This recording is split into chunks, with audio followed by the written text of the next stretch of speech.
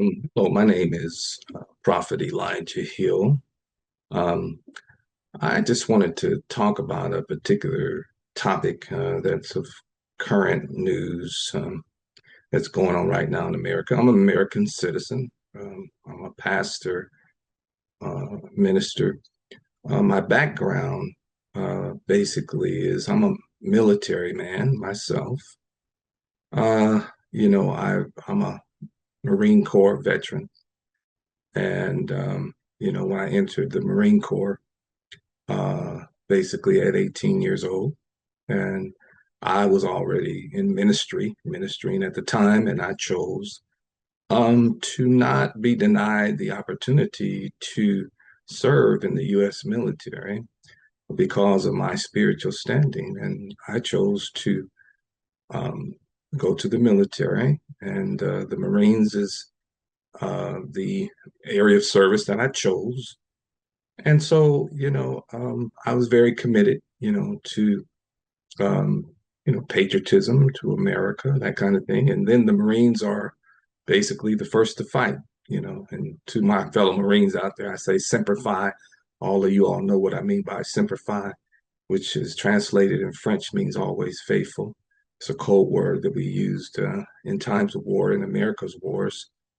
Um, I just wanted to say that I wanted to share my military background to let some of you all know, I've done 8 years of service. I've been honorably discharged from the military. So, I believe in, military. I believe in America's defense. I believe in, um, those types of things. But what I do have, uh, something I want to share with you all has to do with what's currently going on in America right now with the current war, the war with Israel, America, uh, and Iran. So I wanted to share some thoughts with you all from my spiritual platform. I'm basically, um, I announce myself as Prophet Elijah Hill. I've been a spiritual advisor to President George Bush when he was president uh, back then and during the time of War of 9/11. I was an advisor to him at that time. I've been invited to Washington before myself personally. I received awards from Washington, D.C. as an American citizen and as a spiritual leader. So, I've experienced a lot of things in the process of America's history. And so, out of my experience, that's why I wanted to share with you all this topic. I want to quote JFK, President John F. Kennedy. John F. Kennedy said this. He said, mankind must put an end to war, or war will put an end to mankind. This is the statement that John F. Kennedy came up with as a president during the time that there was controversy between um, America and that crisis that took place. But out of that, yes, America has the ability and the power to have more nuclear power than most outside of Russia, which they kind of go neck and neck with as far as having nuclear arms. But John F. Kennedy seen at that particular point, it's one thing to do a show of power, and it's another thing to decimate humanity as a whole. That we do have to have a far enough vision where we, utilize war. And yes, there's opportunities where we have to go to war, but at the same time, we make sure that we look at the bigger picture. My introduction to you is this. My topic is a warning about power. Now, John F. Kennedy, he said he once warned the world, and he said mankind must put an end to war, or war will put an end to mankind. That statement was made during the nuclear age, when humanity first realized it possessed the power to destroy itself. But long before the nuclear weapon, scripture warned of this same danger. And I'm going to come now from a spiritual posture and a Christian posture and an eschatological posture. It says in Revelations, the 13th chapter, it says, we see a symbolic picture of a beast that boasts of its power, a system that exalts its ability to make war and even calls out fire from heaven. The imagery is chilling, familiar. Fire from heaven, the destructive power, political arrogance, the pride of domination. This warning in scripture in Revelations 13 by the prophet John is a warning is that not merely about weapons, it's about boasting in power. It is about the moral contribution that comes when strength is used to intimidate, to annihilate, to demonstrate superiority rather than protect life. And when we look at the past 5 years, Ukraine, Gaza, Iran, Israel, we see a pattern emerging in global politics. The normalization of bombardment as strategy, where we want to bomb cities, bomb civilians, bomb people, not do it as what I was trained as a Marine, where we go and we fight on the battlefield. But in the past 5 years since Ukraine, Gaza, Iran, Israel, we see the tactical use of war where you just bomb civilians as your attempt to reach your goal in war. The boasting of destructive capability, the power of I can hurt you, but you cannot hurt me. The question before is not merely military, it's moral. To me, it's a moral issue that runs deeper with this issue. The Geneva Conventions talked about humanity in the midst of war.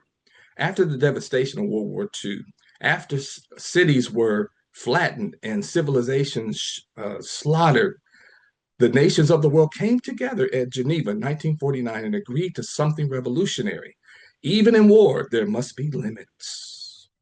The Geneva Convention established these principles, distinctions, which were these: civilians must not be targeted. Proportionality, harm must not be excessive. Precaution, efforts must not be made to minimize suffering. Protection of prisoners of war that are wounded. Dignity must remain intact. There is not naive, these are not naive ideas. They were forged out of catastrophe in the world itself. They were humanity saying we must never again allow war to become annihilation. Claude Havel once said, without a global revolution in humanity, human consciousness, nothing will change for the better. The Geneva Conventions were an attempt at that revolution in the minds of humanity, a recognition that power without moral restraint leads to barbarism. But today, when cities are bombed repeatedly, when civilians are replaced en masse, when destruction becomes a spectacle, we must ask ourselves, are we upholding the Geneva Convention, drifting toward Revelations 13? My second point, the moral value of humanity. At the heart of this issue is a deeper principle: the inherent moral value of every human life. Jesus said in Matthew 22 and 39, love thy neighbor as thyself. Not love your neighbor when they agree with you. Not love your neighbor when they are powerful. Not love your neighbor when it is convenient. Love your neighbor. In the Sermon on the Mount, Jesus declared, blessed are the peacemakers, for they shall be called the children of God. Matthews 5 and 9. Peacemakers are not war boasters. James writes, peacemakers who sow in peace reap a harvest of righteousness. James 3 and 18. The harvest of bombing is not righteousness. The harvest of annihilation is not reconciliation. The harvest of humiliation is not peace. When a nation believes it's morally superior and therefore justified in crushing another people, it abandons the foundational truth that every person bears inherent dignity. As Nelson Mandela said, to be free is not merely to cast off one's chains, but to live in a way that respects and enhances the freedom of others. True strength respects dignity and it does not erase it. Point number two, the failure of indiscriminate force. History shows us something sobering. Bombing cities may produce submission. It rarely produces reconciliation. Dr. Martin Luther King Jr. said, darkness cannot drive out darkness. Only light can do that. Hate cannot drive out hate. Only love can do that. In Ukraine, we have witnessed cities struck repeatedly.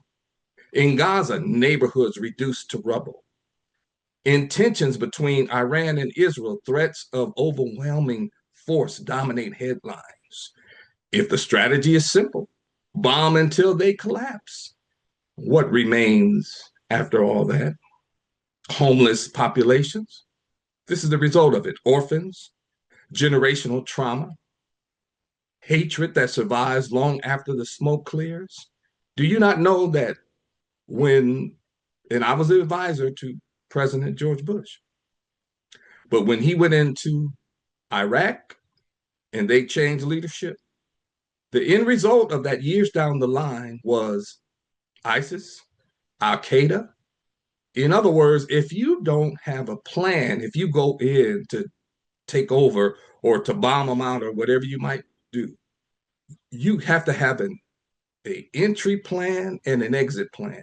The exit plan is long term. You have to have a plan of how to assist that government in whatever way it needs to happen in order for them to become a democracy. Other than that, whoever's the president after this president is gone will be dealing, and America will be dealing with the problems of internal sales in America or revenge. That's all constantly bombing is going to do eventually in the long run, especially if you're bombing. I understand as a military man, like I told you all, I'm a United States Marine myself, ex-Marine.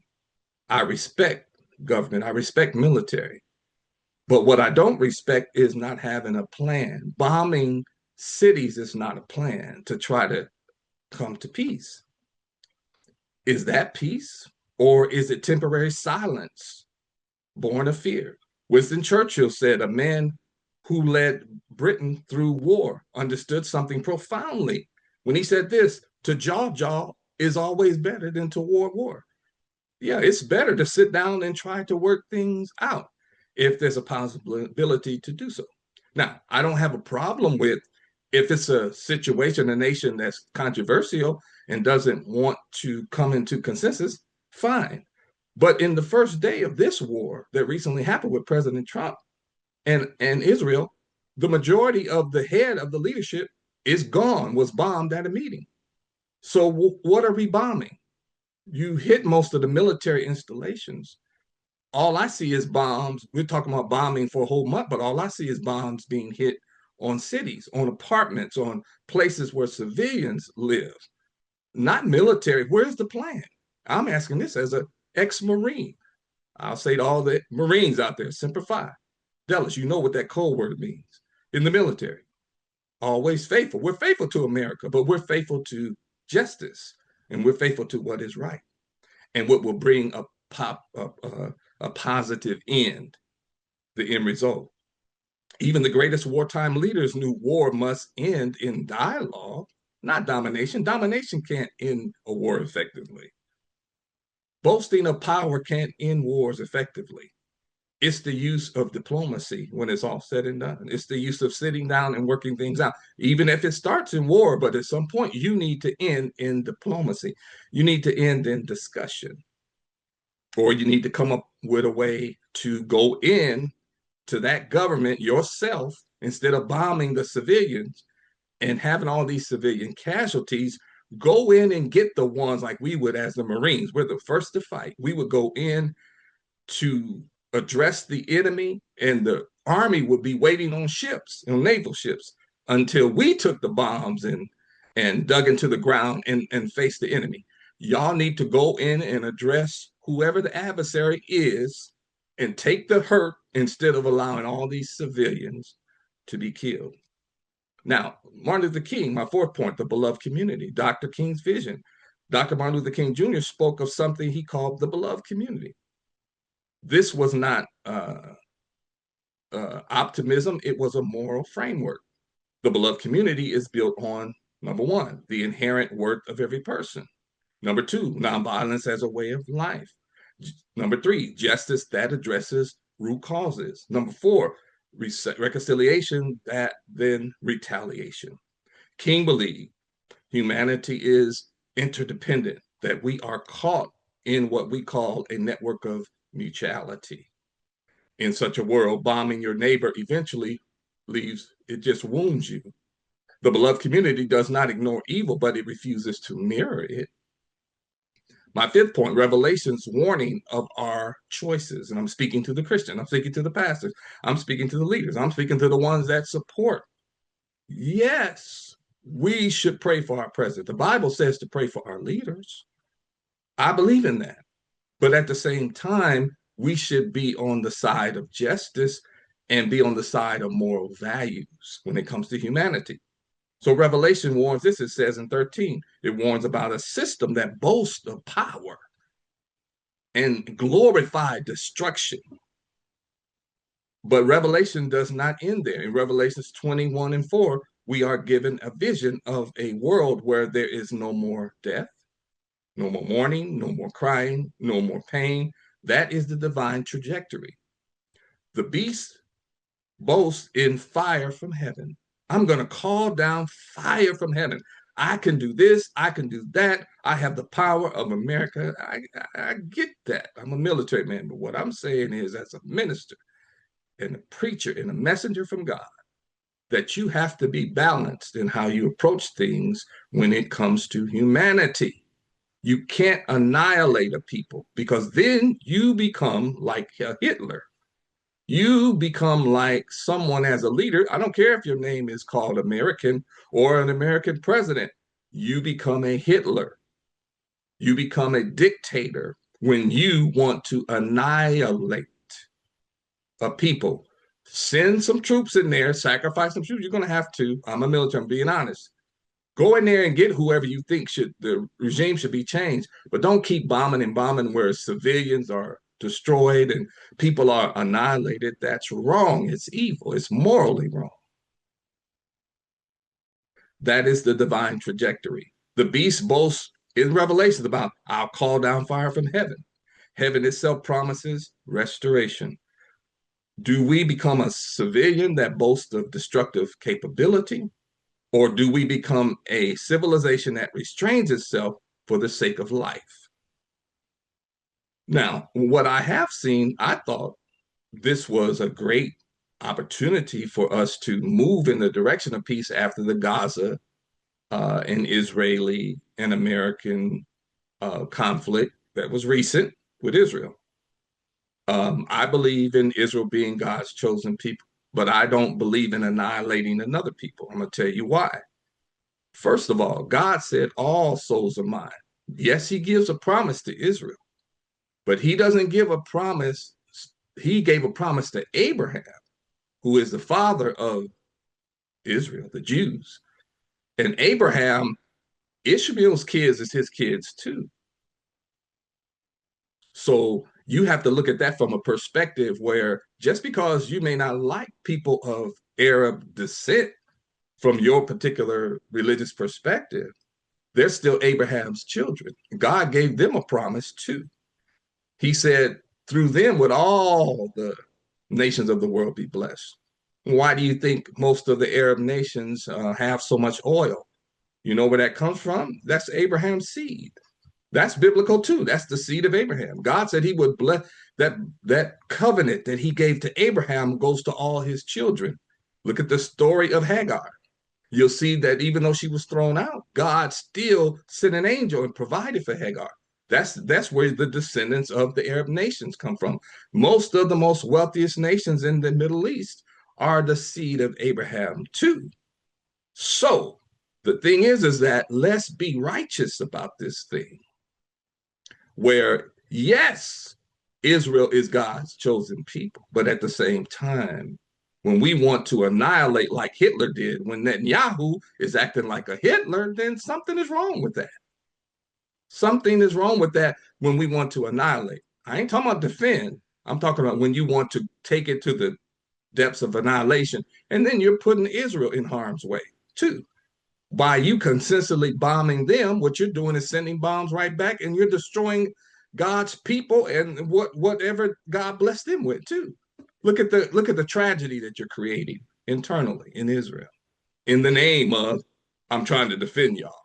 You know, let's not move to an extremism to the point where our moral crossroads cave in. We stand at a crossroads here with this war. I think it was beautiful. Like I said, with the Gaza Strip, I know that the president of the UEA, uh, Sheikh Nayani, he proposed, the Abraham Accord to create peace. Well, that was a great move in the direction because what that was really saying is Abraham is your father, Israel, and Abraham is your father, Palestinians, because they're just the other children of Abraham. Since you're brothers based on Abraham, let's come to an agreement. We were moving in a good direction. And now we move in a direction of war. But what is the plan for peace, though? We should not see annihilation as the end result of what we're doing here. That should not be the end result. We should keep the protection up of children, the protection up of women, the protection up of families that are not involved in all of this. People should not become victims. Military people, I get that. I'm an ex-Marine myself. I get that. If I signed up for the Marines, I was willing to die for this country. But shooting bombs at innocent people, unarmed people, is wrong. We need to come up with a better strategy of peace. Even the president of the United States needs to come up with a better strategy of peace than annihilation. Annihilation, we lead into Revelation 13, which is being like the Antichrist of the end time that is taunting that I can call down fire from heaven. Why? Because you have the power of America behind you. But when you're gone, America's still going to have to deal with cell issues in America, possible bombings, which was a result of 9/11. So let's be careful how you approach. Yes, there may be conflict. Yeah, there may be wars, but how we approach it and the end result should not be consistently annihilation. Those bombs, I'm a military man. It should be strategic bombing, not random bombings. That is not a military strategy. And all of y'all military people know better than that. That's not no strategy, just bombing and destroying buildings of a civilization. Go in there and send the right people in there and go get who you're looking for and change it up. That's what the Marines do. That's what we are created to do. We're the first to fight. Those are the ones that we call on in America. Those of you all the military, you know what I'm talking about. We're the specialists in shooting, specialists in snipers. Go send the right people in there and stop sacrificing civilians in the name that you're trying to protect America. Because there is no preferalization of arms going on in Iran right now. And the main leadership was taken out the first day. Now, there may be other arms, but most of those arms is probably in the hills. They're not in the cities. Why are y'all bombing the cities of Iran? Why? Why? Go where the fight is. I know y'all have the technology. You can do it through heat signalization and see every bomb that's sent out of Iran. All y'all got to do is use the right technology to locate where those bombs, even though they can move it and be mobile, but you still have an idea. Bomb the ones that's bombing in the military, not civilians. That's my point. Even if you're America doing it, you're wrong. And it's evil and it's wicked. And we have to come up with a plan of peace, a long-term plan, not just no quickie. Let's go up here, just bomb, bomb, bomb, bomb, bomb. Let's do like Putin. Now we're doing like Putin, like Russia. We're just using his tactic that he used with Ukraine. How does that look representing America? We're a nation of democracy. We're not no dictatorship. What does that mean? We're just going to just bomb and do whatever we want? No, we need to respect people, the nations around there. The people around there need to be respected. Keep in mind, everybody, not just yourself and not just what you want. If you really strategically want to get it done, send the right troops in there that specialize and just deal with it. Deal with the true enemy and get them out. Don't let people suffer and be in pain because we're arrogant, prideful, and we don't want to take the time to figure it out in a military way. That's why military people supposed to be surrounding the president, supposed to be giving him approaches. But if you don't listen to the people that God give you, then you're going to think everything you do is the right way to do it. Bomb, bomb, bomb is not the way to solve the problem. Annihilation is becoming like Hitler. In America, you should be ashamed of yourself.